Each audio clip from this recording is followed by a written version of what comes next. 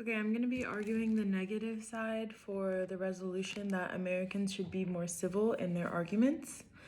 My introduction is while remaining civil in smaller scaled arguments can have its benefits in terms of reaching a general consensus on superficial matters such as where to eat for dinner or what movie to watch between a group of friends, it simply does not efficiently work in real life situations that have impacts on people's daily lives.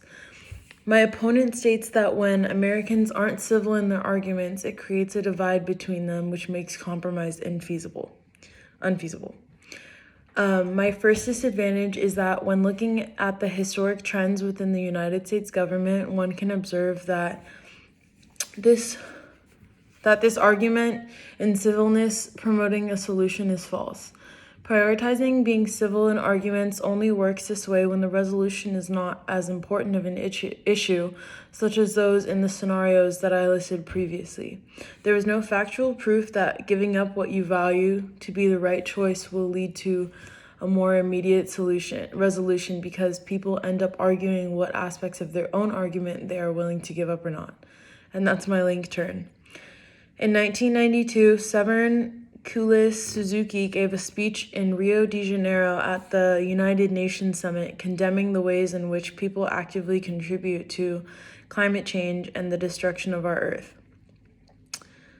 The young activist gave her speech in the most civil manner possible at the tender age of 12 and advocated for our world leaders to take the crisis we are heading towards more seriously and to devote more time and attention towards combating the damage that we have already created.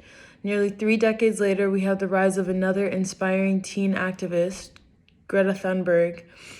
The Independent.com United Kingdom recognizes that while the words of these young activists caused a lot of people to agree that climate change is a serious issue, little to no change has actually happened. These young activists make their argument through the civil use of facts and data to express how desperately they feel that our lawmakers need to radically change the ways in which they approach environmental issues, and yet we are still seeing no change.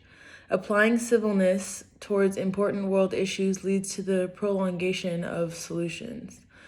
Being civil towards manners such as these will at best lead to a small-scale appeasement strategies which do not fix the problems at hand.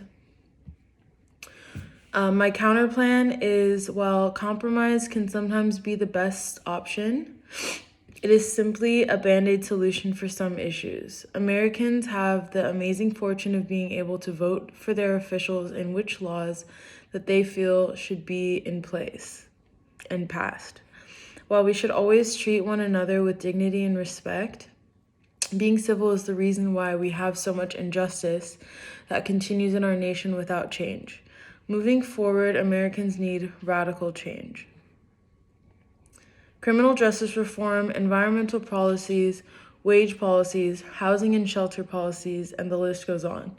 These are all major issues in the United States that have failed to be solved due to our lawmakers prioritizing civilness over the need for change. If we listen to radical activists, typically indigenous people, who warned us about the dangers to come from capitalistic farming techniques, we would have likely avoided being in the emergent state that our environment is currently in. When we run our nation based off of trying not to offend one another, trying to appease the other side, we end up with short-term solutions that typically exclude certain groups of people based on race or socioeconomic status. NPR.org states that the strongest predictor of whether or not someone has access to clean and safe water in the United States is race. That is the definition of environmental injustice and inequality.